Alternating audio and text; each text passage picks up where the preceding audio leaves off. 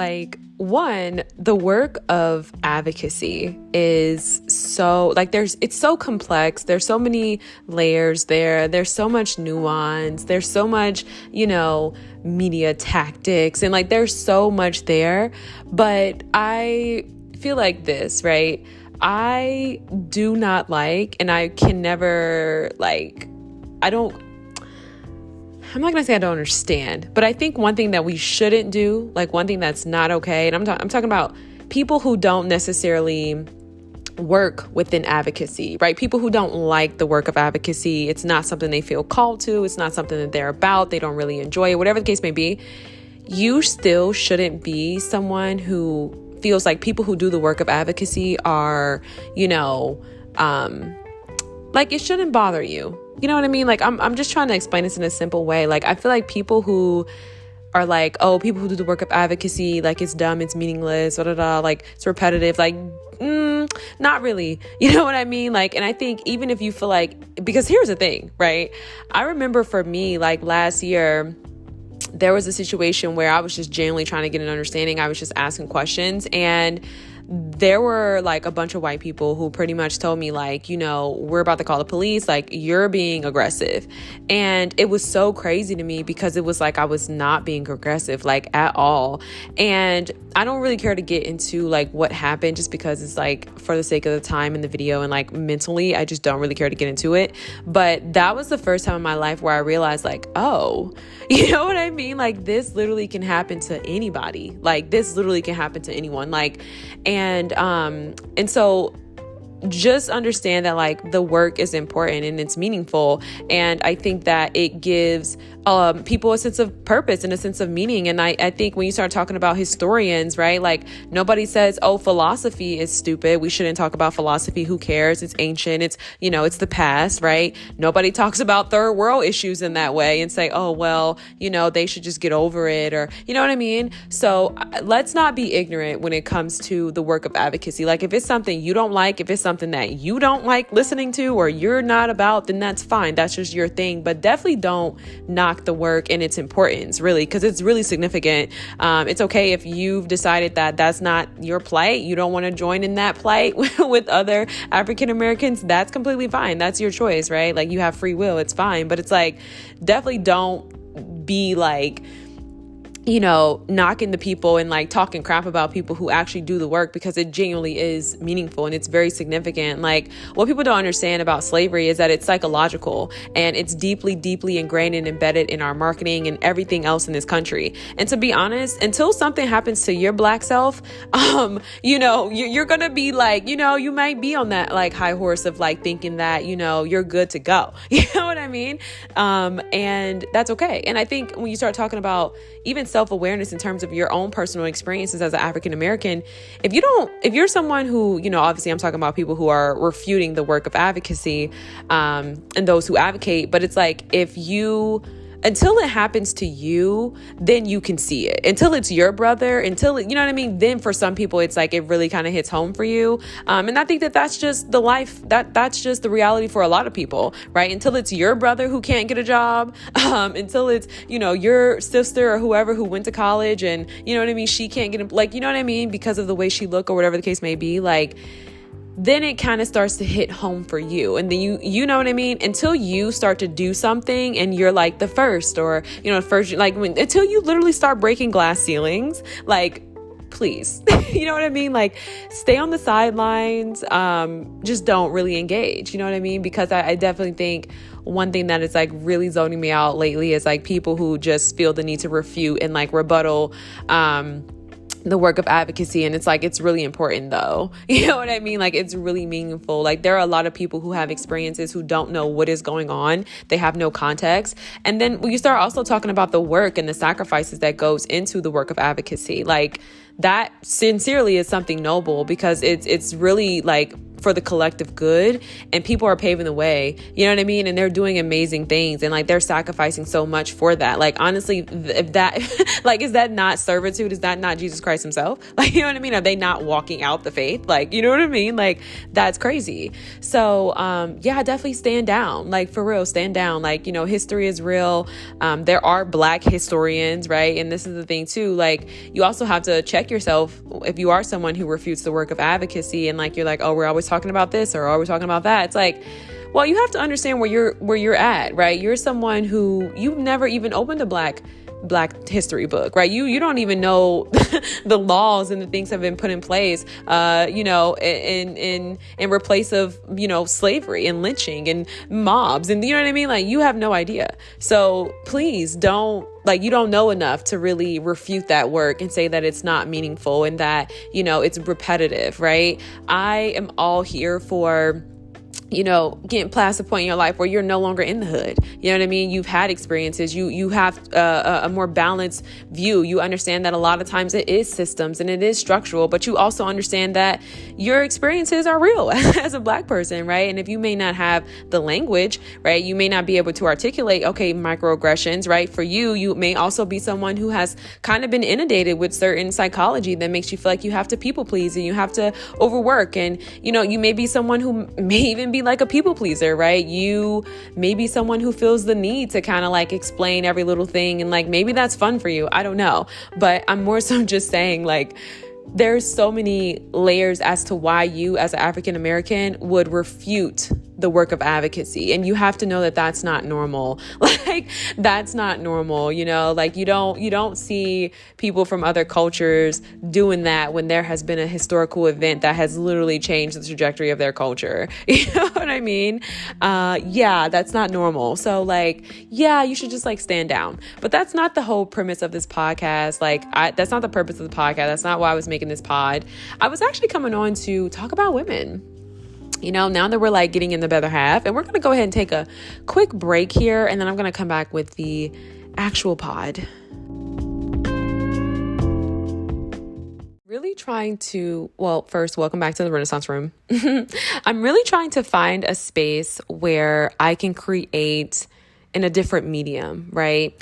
And I was telling you guys how I want to do more like fashion content and like just more fun and airy stuff. I realized for myself today, like, I don't really want to be a content creator, you know, like, it's not something I want to do. And I don't really care to take it serious. I think the ways in which, like, how I engage with social media, to me personally, is so directly linked to my early experiences with social media, right? Like, the ability to capitalize and monetize content and the things that you share, like, that's just something I'm not really familiar with. And I understand that it is a powerful tool, but, you know, some people may say that this is politics. And can I just sidebar on politics? Well, let me not say that. I'm actually not going to share that thought. But it's not really political for me. You know what I mean? I don't feel conservative in the, like, I don't feel like I'm coming from conservative space saying by like, I believe in hard work. But for me personally, I don't really care about like whatever you do. Like, I genuinely just think that like you have to work, you know, like you have to do something, like, and I'm not saying as far as a job, like, no, but I'm saying like, I think that social media creates this belief that it's just going to come to you and it's going to be like really easy, and that, you know, you're just going to like share a bunch of videos and then you're going to look up and be a millionaire. And like one day, yeah, maybe. But I just don't think that people talk about the back end of that. And for me personally, it's just not really my lane, you know, and that's really, you know, that's kind of where I'm at. Like, I'm not a content creator. Like, I create things on Instagram or put them online and it's just like fun for me, but it's not like, oh, I'm really trying to do this for real. Like, it's just more so like, oh, okay, I felt creative or I wanted to share something or whatever the case may be. So I realized that I'm able to enjoy social media from a more or less serious standpoint. I was really hard pressed, like, you know, a couple years ago, like, I just didn't even believe in meeting men online. I was like, that's not something I really want to do. Like, I had a real strong aversion, like, a real boundary with that. I'm like, I really don't care to meet men online. You know, I felt like people were very prone to like misjudging you and like, you know, misconceptions. And I just think that it creates like a profile and like an aesthetic and an idea of a person that is so much more complex than just these 4 photos, you know what I mean? Or these 100 photos, you know what I mean? Or whatever the case may be. And I feel like we're at this place now where people can't actually see a person outside of those 4 corners. And so for me, I've always kind of felt like it was very dehumanizing. And I always felt like, the experiences that I had when I met men online, they wanted that photo. They wanted you to exist within that. And at the time, for me, that was when I was like, wearing wigs and things like that. And I talked to you guys about the wigs and like, so forth. And like, it's not that big of a deal. Like, I'm not here to rag on that. Like, we don't really care. Like, that's not at all what I'm doing. But I'm saying that at the time, right, that was like a certain aesthetic. And like, it was a aesthetic of like city girls and rappers and like, you know what I mean? And I felt like I was like dating men who only wanted me to be like this pretty little idle little thing. And they didn't really see me and they didn't really like me and they didn't really, you know what I mean? But it was like, okay, but yeah, you're pretty and this aesthetic works, So I felt like that was just something that I found to be interesting in terms of like a little case study in sociology. But yeah, fast forward and here we are today. I think for me and for other, women who listen to this podcast who are kind of like me in some ways, I don't think I'll ever regret, spending my 20s learning. Like, I don't think you could ever regret spending your 20s learning. And I realize how many people just don't learn. And I think that, when you're in your 20s and you're young, it does kind of put you on an island a little bit. It kind of puts you on an island. And for a lot of people, especially within the Black community, relationally, a lot of times it's seen as like, we demonize Black women who are educated and Black women who love learning. But I always say, I think it's just such a shame, that for the mass majority of Black men, you can't really appeal to their minds, but it's always their, you know what I mean? You can always appeal to their physicality, but like very seldom can you appeal to their minds. And I just wonder, what is the future of relationships for African Americans if the vast majority of us can't really seem to, you know what I mean, move beyond just like this trauma of like hypersexualization, like obviously you should be physically attracted to someone, but it's just like, I think as you get a little bit older, you just kind of realize like you're going to need a little bit more than just like sex, like you're going to need a little bit more than just like superficialities. And I think for me, what, the continuation of learning and like knowledge and everything and reading books and so forth, what it has done for me is that it's given me a greater understanding of myself. But most importantly, it's given me the ability to like get to know people in like a healthy way, because I feel like on one end, there's the Christian community that is on the rise and like completely sweeping the nation. And that's a good thing, right? Like hopefully people can adopt the morals and the values of it. Okay. But it's like, you also kind of have this immaturity, right? That is within the Christian community in terms of how you see people, how you date, how you know what I mean? And it's not really a positive thing, And then it's like you also kind of have like modern culture, and it just kind of teaches you to hook up, and it just kind of teaches you all about, you know what I mean, physicality. So it's just like, I think you're going to have a lot of people who spend their lives with like really null and void relationships. And I do think when you start talking about lack of marriage, I mean, obviously there are factors that are considerable in regards to like low marriage rates in the Black community and black women being educated and da da da da da. You know the story. But I think that there are considerable factors like outside of economic opportunities, right? Obviously, we know that's one. I think that so many of us just don't really prioritize like living a meaningful life. And obviously you can combat that and say, well, when you're busy surviving, right? And I always talk about this. Like, I do believe that education is a privilege. I don't think everybody has the privilege to be able to sit down and learn and like read a book and have the time to do so forth. For me, I don't know. I just was always innately curious. And I think some people have that more than others, but I just more so want to come on and like encourage Black women, young Black women who are like myself, I really hope that this reaches you to where you're fabulous. You know what I mean? You're fabulous. You have this amazing personality. You hear these things about educated women and intelligent women. And I'm sharing this from someone who's overcame those type of thoughts. One, I want to say this, depending on where you grow up, right? Like, y'all know, a lot of us, we be coming from the hood, but like, we're no longer there. You know what I mean? We're growing, we're overcoming, so you have to understand that, like, if you're still in those environments, right, you're in school, you're trying to get up out of there, whatever the case may be, you're like a fish out of water. You know what I mean? Like, and sometimes when you're in a space like that, you can start to think that there's something wrong with you. And you go online and you see certain women getting certain things from Black men that you may like, or, whatever the case may be, like even girls in the community, like, you know what I mean? Depending on where you live. And you can start to question yourself and you're like, oh man, like maybe I need to be a little bit more like this. Maybe I need to talk less. Maybe I need a da.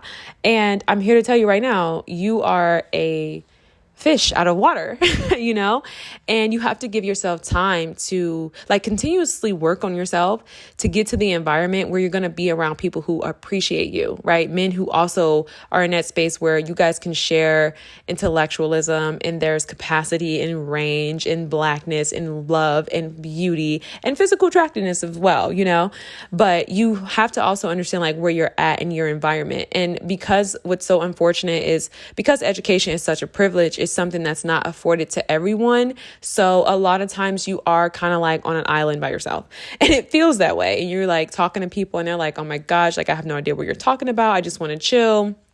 And it's really just because they don't really know how to hold a conversation, like it's not really giving people lectures. It's not really giving, you know what I mean? We have to run down, history books and historical content. Like it doesn't really give that. It's just like just having a general conversation with people in general. Like one thing I've found is it doesn't matter the age, like you really have to prioritize learning, because if not, you'll just grow older and like you will just kind of grow stale. And like when people try to talk to you, you won't have any range. You won't have the etiquette. You won't have the mannerisms. You won't really have good conversational skills, And I think that if you're not someone who prioritizes physical attraction above all things, like you will want to be able to connect with someone spiritually. You want to be able to connect with someone mentally, you know what I mean? Intellectually, like you will want to be able to do that. And I just more so get on here to say, like, I don't think you will ever regret investing in yourself. Like, I don't think you'll ever regret learning new things, like, and learning continuously. And I think for the young men who, rebuttal this, like, obviously we know that there's definitely been a huge disproportion in Black men who, come from obviously, ghettos and so forth, like, who don't really get the opportunity to be educated, right? Like, so you also have to understand that too. Like, sometimes people are just like haters, and obviously, like, we can be compassionate because not everybody has the opportunity. Like I said, education is a privilege, but, don't feel like you need to get off your path. Don't feel like you should stop learning or that, because it's like, honestly, it's such a rich life, and it's so cool because it's just like at the end of the day, it's like when it's all said and done, what do you really have in this life? And obviously for me as someone who values education, like I'm going to come from a different perspective, but it's just like, you got to be able to look outside of social media, kind of like, like it's nothing wrong with being a content creator. It's nothing wrong with, you know what I mean? Like, it's nothing wrong with any of that. It's nothing wrong with not even going to college. Like, that's fine. Like, that's your preference. I don't think you need to go to college for education. Like, you can have experiences, you can read books, you can, you know what I mean? There's so much there, like knowledge is infinite, right? Life is, there's so much wisdom and lessons in life, but I don't think you should ever like sidestep your journey, because it's like, what else are you going to have? You know what I mean? Outside of that. And like, obviously you are not your brain, right? Like you are so much more than that. But yeah, I was thinking about that for myself personally. Like, I don't think I'll ever regret choosing to learn in my 20s, like, and continuously, I mean, reading everything, learning, everything, even finding myself in some dark places on the internet, just out of mere curiosity. Like, I don't think that I will ever regret that, and people would classify people who are extroverted and quote unquote charming as narcissistic. And it's like, no, I have no desire to psychologically inflict pain on anyone, but I'm able to be a good people person is because I have range, right? I know how to converse. I know what, people of a different age are into, what they've experienced from history books, or, you know what I mean? And I'm able to connect with them.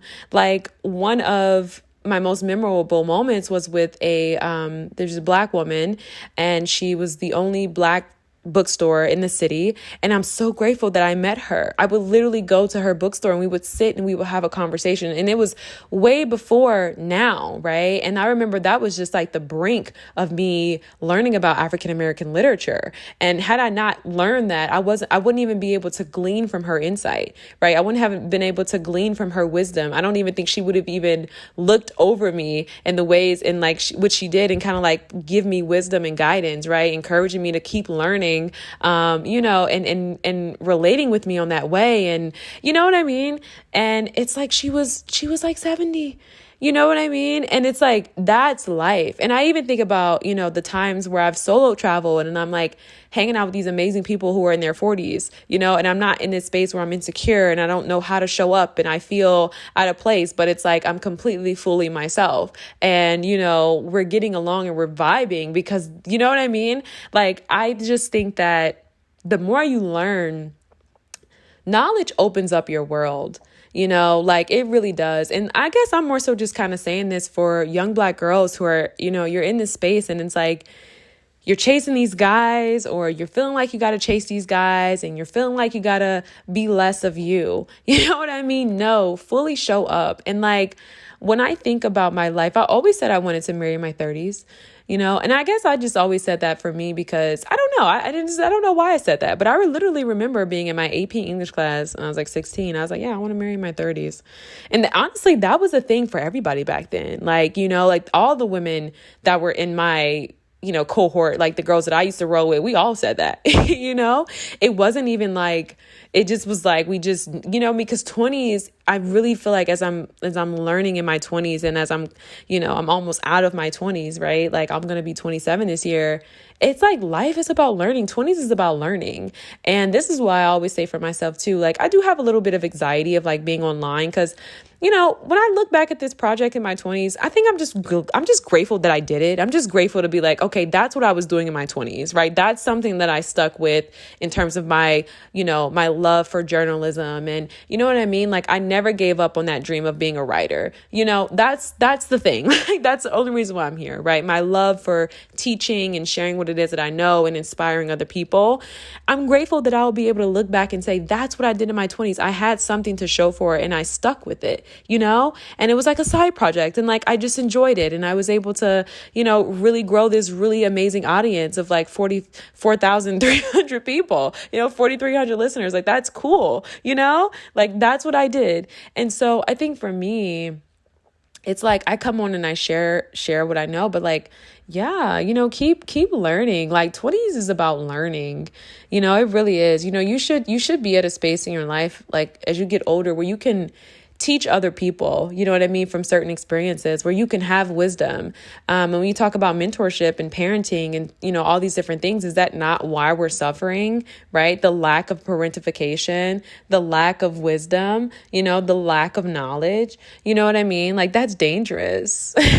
That's really, really dangerous. And so, we're moving on, we're moving upward, right? I think as much as we talk about the Black plight and in Black people, we are individualistic, right? People have different values. People, you know what I mean, do different things, make different choices, and that's all based on them. But I just want to say this for like any young girl who is, wherever you are in your life, like, spend your 20s learning. Seriously, spend your 20s learning, like, because I really do think, like, when you look up, you're going to have something amazing. Like, I do believe that, because it's like, the thing about learning is that it gives you ideas. You know what I mean? Like, it gives you ideas about what's possible.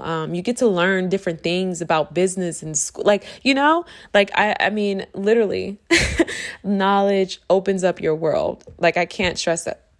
I can't stress that enough, And I think when you start talking about a partner and a man, I've always kind of noticed I've liked really manly men. Like I like men who are obviously like very masculine, but like I like men who are manly, like they look like grown men. And so for me, I think that's why I always say I would marry in my 30s, because it's like there's something about men who are a little bit older, and it's just like it's so attractive. Like it's giving husband, like you guys know what I'm talking about, like that. He just got that look, and it's like giving man, not boy, it's giving man, and it's something that is so respectable, and it's something that is so attractive. So it's like, I think when you're in your 20s, it's easy to kind of be susceptible to the modern media. It's easy to be susceptible to certain influences. And most importantly, it's easy to fall prey to like little boys and like their preferences and the things that they say they want and don't want. And it's easy to look at yourself and see how you may not size up for that and how you may not fit into that space. And I remember I was talking about how, for me personally, I was like, I just turned 25. Dang, that's so crazy. Oh my God, you guys, I'm getting old. But the time is going so fast. And that's another thing too, right? Like the time goes so fast. And I'll say this first. I remember when I was thinking about like doing certain things and pursuing certain things, I remember my therapist was like, you can look up and you can wait for your husband. You can wait for a man.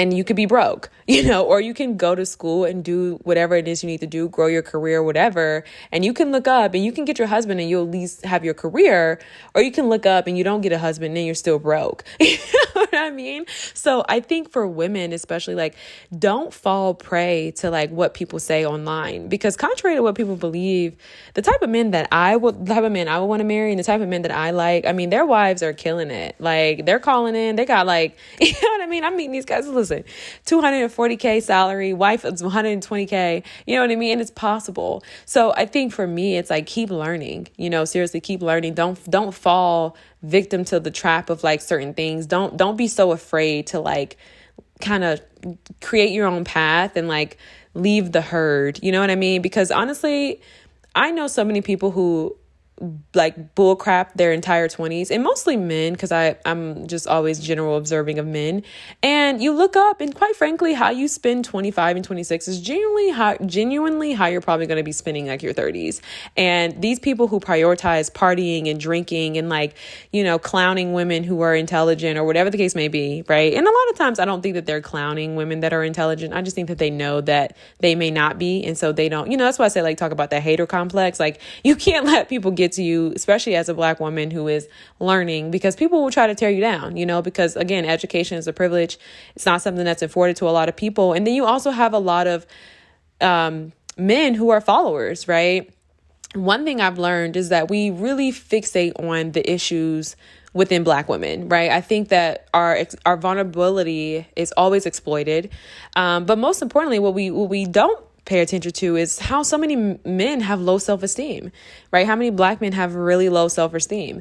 And so, men they will call you desperate for even respecting them and showing, you know what I mean, some type of reverence, and like you're actually listening to them, and you know what I mean? And so, I think when you start talking about like marriage and a man, like sometimes you have to wait for things, seriously, because it's like, you're not gonna, anyway, I'm varying.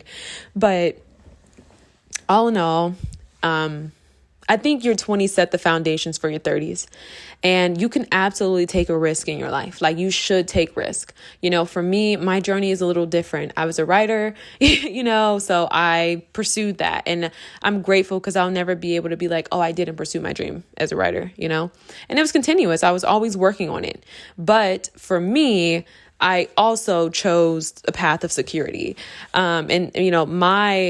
Me writing afforded me that. And also think too, because I am like millennial low key, like I said, my relationship with the internet is a little different. Like me personally, I just didn't really feel the need to put all of my eggs in that basket, because one, I just felt like I am a little introverted in terms of like what I like to share, like, I mean, y'all know I deleted this podcast like probably over 30 times because I'm like, whoa, we're growing a little too much. You know what I mean? I don't want that many people listening to my thoughts, So it's just like, for me, it's just like, it was never really given that, right? I'm liking something, I'm creating something, I would love to share it.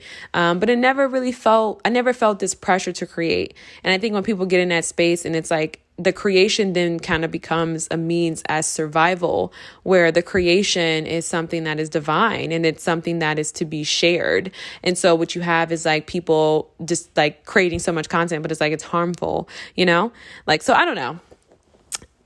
Try it. I'm not here to tell you about your career path. I'm not here to tell you what you do with your life, right? There are so many successful content creators, but I will say that you just have to know when you're being influenced, right? Like, there are amazing, successful content creators. It's happening. People are doing it all over. I'm not here to discourage that.